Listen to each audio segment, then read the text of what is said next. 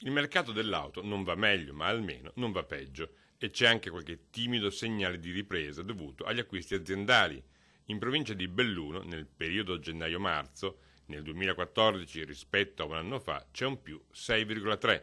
Ciononostante, i dati dicono che due province venete vanno peggio delle altre. Mediamente direi che Rovigo e Belluno sono state le province che sono state più penalizzate dalla crisi. Per uscirne, la proposta che avanzano gli operatori del settore, rivolta a chi ha un reddito inferiore a 50.000 euro e rottama una 01 o una 02, è quello di azzerare per 3 anni a chi acquista una nuova auto il bollo di circolazione. Diciamo che è un modo per rilanciare un po' l'economia del nostro settore, per rilanciare un po' il mercato. In Veneto quest'anno si pensa verranno acquistate 105.000 auto e con un simile sgravio se ne potrebbero vendere 2.000 in più, con un giro di affari finale di 30 milioni, a condizione che ci sia ovviamente un placet della Regione Veneto. La proposta di non pagare il bollo per chi cambia la macchina?